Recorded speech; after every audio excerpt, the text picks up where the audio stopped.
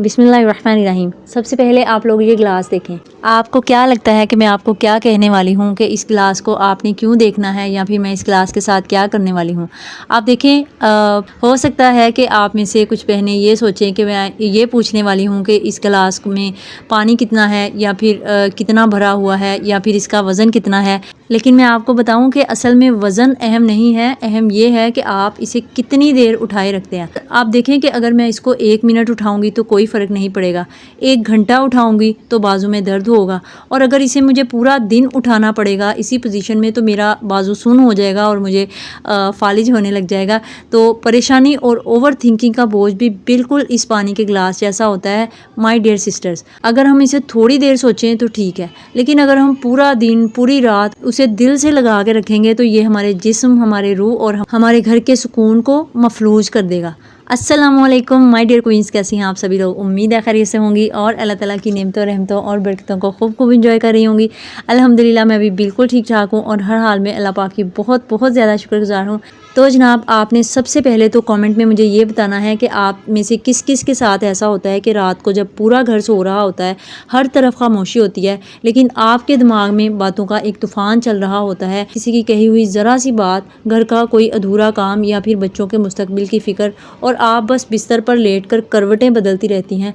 ऐसा होता है ना कि मैं खुद अगर अपनी बात करूँ ना तो मेरे साथ खुद इस तरह से होता है कि रात को जब मुझे नींद नहीं आ रही होती तो पता नहीं कौन कौन सी सोचें जो है वो मुझे आके परेशान कर रही होती हैं, माजी की, मुस्तकबिल की, जितनी मेरी उम्र हो चुकी है माशाल्लाह से अल्हम्दुलिल्लाह अल्लाह पाक ने मुझे बहुत अच्छी ज़िंदगी दी है, बहुत प्यारे लोग भी दिए हैं, बहुत प्यार करने वाले रिश्ते भी दिए हैं। लेकिन हर इंसान की ज़िंदगी में ना बहुत सारे मसाइल भी रहे होते हैं। तो ये एक नॉर्मल बात है कि आपके अंदर परेशानी आ जाती है, आप ओवर थिंकिंग करने लग जाते हैं, लेकिन उसको हमने ओवरकम किस तरह से करना है और मैं आपको अपना तरीका भी बताऊंगी कि मैं किस तरह से करती हूँ और इसका नबी पाक सल्लल्लाहु अलैहि वसल्लम ने क्या हल बताया है वो भी आपको बताऊंगी, और साथ में उसकी साइंटिफिक रीज़न भी बताऊंगी कि किस तरह से ये काम करता है। बहुत ज़्यादा गुस्सा करने वाली, बहुत ज़्यादा परेशान होने वाली, बहुत ज़्यादा टेंशन लेने वाली, और तो आज की इस वीडियो में मैं आपको ऐसे 7 ज़बरदस्त तरीके शेयर करने जा रही हूँ जो आपकी ज़िंदगी से इस टेंशन को हमेशा के लिए ख़त्म कर देंगे।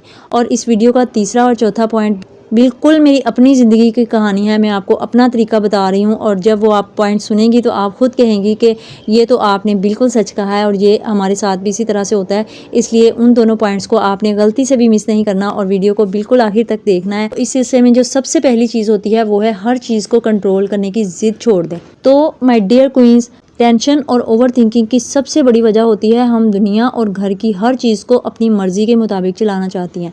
इस बात को समझने के लिए मैं आपको एक यूनानी फ़लसफ़ी की और एक हाकम की एक छोटी सी कहानी भी सुना देती हूँ। यूनान का एक फ़िलासफ़र था, उसके पास एक शख्स आया और बोला कि हकीम साहब, मैं बहुत ज़्यादा परेशान हूँ, घर के हालात, लोगों के रवैये और मौसम की ख़राबियाँ मेरा सुकून छीन रही हैं और मैं इनको किस तरह से बदलूँ।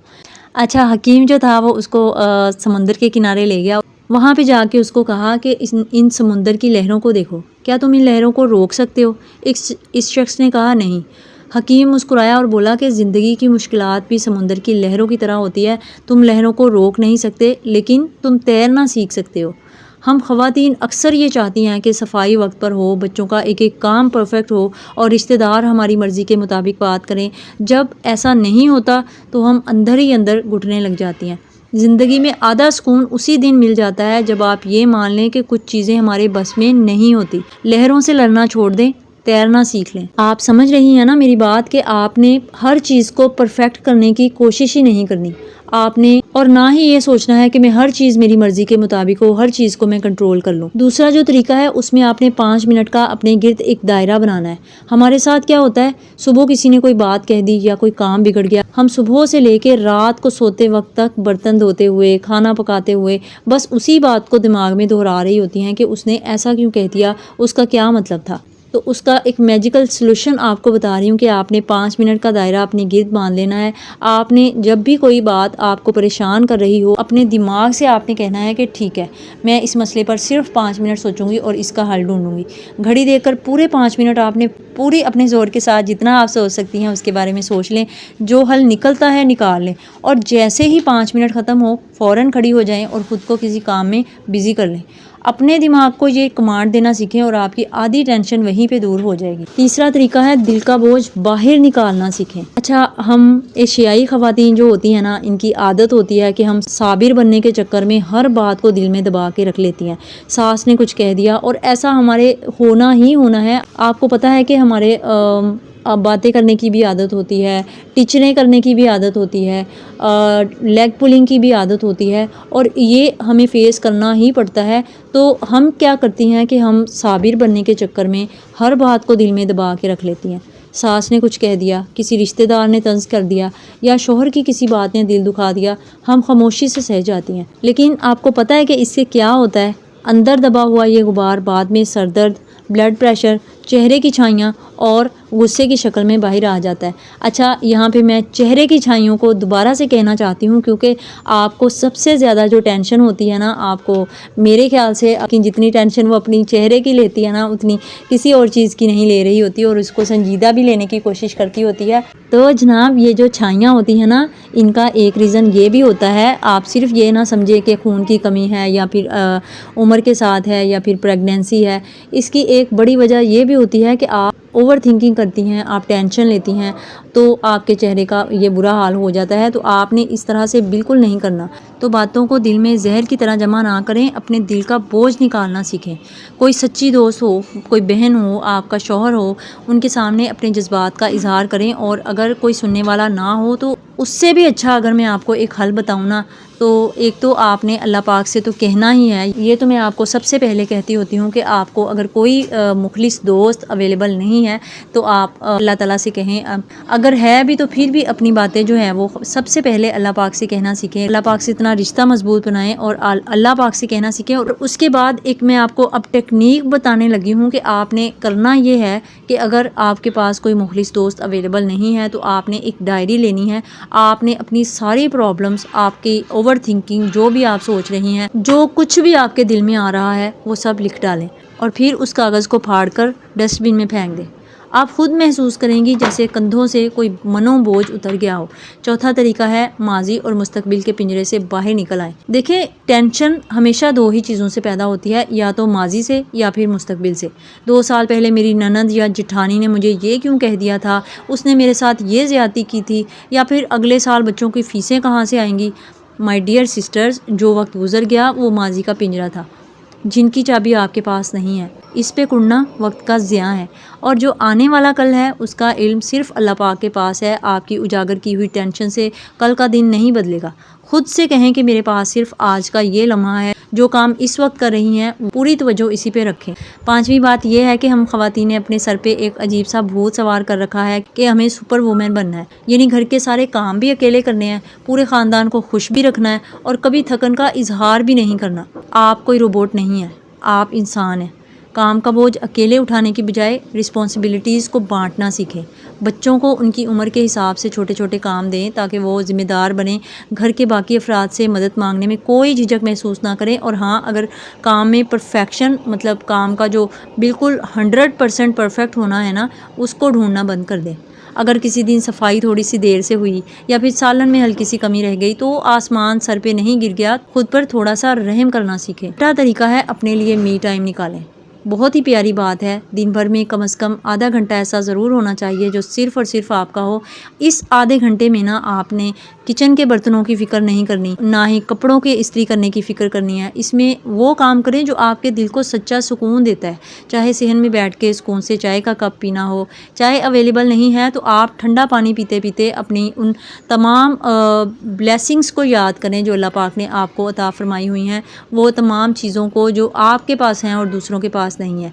और अपने लिए कोई अच्छी किताब पढ़ना या फिर बस खामोशी से पुरसुकून होकर बैठना, ये भी आपके दिल को सुकून भी देता है और आपको टेंशन से और ओवर थिंकिंग से भी आज़ाद करता है। अच्छा, मैं ख़ुद जब बहुत मेरा दिल उदास होना तो मैं छत पे आ जाती हूँ, गहरे सांस लेती हूँ और मुझे बहुत यहाँ पे ताज़गी और फ्रेशनेस फ़ील होती है। यहाँ मैं चेयर पे कुछ देर बैठती भी हूँ। और आज जबकि मैं यहाँ पे वॉइस ओवर कर रही थी ना, तो आज मौसम भी बहुत प्यारा हो रहा है और मुझे बहुत मज़ा आ रहा था यहाँ पे वॉइस ओवर करने का। और मैं यहाँ चेयर पे बैठ के साथ में मौसम भी इंजॉय कर रही थी और साथ में आपके साथ बातें भी कर रही थी। जब मैं कभी थक जाती हूँ तो मैं भी इसी तरह से करती हूँ। तो बादशाह सलामत भी मुझे यही कहा करते हैं कि अगर तुम खुद खुश रहोगी और पुरसुकून रहोगी तभी पूरे घर को खुश और पुरसुकून रख सकोगी। अच्छा, ऐसा बहुत बार मैंने ख़ुद भी फ़ील किया है कि जब मैं ख़ुद उदास होती हूँ तो मुझे ऐसा लगता है कि पूरा माहौल ही उदास हो गया है। तो ऐसे ही चिड़चिड़ापन बच्चों में भी मैं देख रही होती हूँ। बादशाह सलामत आते हैं तो वो भी गुस्सा कर रहे होते हैं, लेकिन जब मैं हंस रही होती हूँ, खिलखिला रही होती हूँ, तो ऐसे रौनक आ जाती है घर में भी, एक खुशी सी चहल पहल सी महसूस होती है। तो अपनी अहमियत को आप समझें।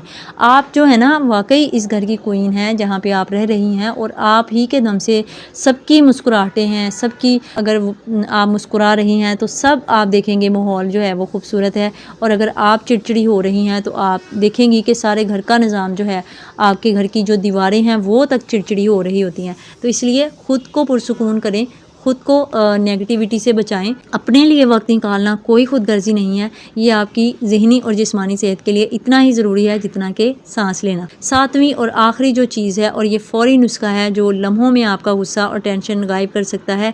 जब कभी ऐसा लगे कि टेंशन हद से बढ़ रही है, दिल की धड़कन तेज़ हो रही है या गुस्सा काबू से बाहर हो रहा है, तो फ़ौरन सब कुछ छोड़ दें।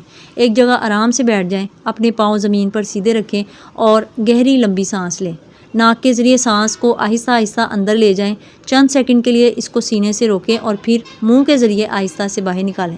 ये एक ऐसी टेक्निक है जो आपने सिर्फ 10 बार करनी है और आप फ़ौरन आपके असाब को पुरसुकून कर देती है और आपके दिमाग को सिग्नल भेजती है कि सब ठीक है। नबी पाक सल्लल्लाहु अलैहि वसल्लम की हदीस भी आपने सुनी होगी कि अगर तुम में से किसी को गुस्सा आए, वो खड़ा हो तो उसे चाहिए कि बैठ जाए ताकि उसका सारा गुस्सा ख़त्म हो जाए, और अगर बैठने से दूर ना हो तो वो लेट जाए। इसकी मॉडर्न साइंस और मेडिकल साइंस भी इस बात पर मोहर लगाती है कि जब इंसान को गुस्सा या शदीद टेंशन होती है तो जिसमें एक ख़ास किस्म का हार्मोन खारिज होता है जिससे दिल की धड़कन तेज़ हो जाती है, बीपी बढ़ जाता है, और जब आप खड़े होने की बजाय बैठ जाती हैं या लेट जाती हैं तो आपका ग्रेविटी का एंगल बदलता है, दिल से खून पंप करने का दबाव कम होता है और असाबी निज़ाम फ़ौरन फाइट या फ्लाइट मोड से निकलकर रिमोट रिलैक्स मोड में आ जाता है। और दूसरा तरीका जो मैंने आपको बताया है कि आपने लंबी लंबी सांस लेनी है और 10 बार इस अमल को करना है, इससे भी आपके असाब को फ़ौरन रिलैक्सेशन मिल जाती है।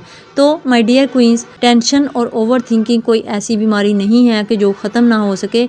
ये सिर्फ हमारी अपनी पुरानी आदत होती है जिसे हम आज से और अभी से इन खूबसूरत बातों पर अमल करके बदल सकते हैं। आप इस घर की रौनक हैं, आप इस घर का मरकज़ हैं। अगर आप पुरसुकून रहेंगी तो पूरा घर मुस्कुराएगा।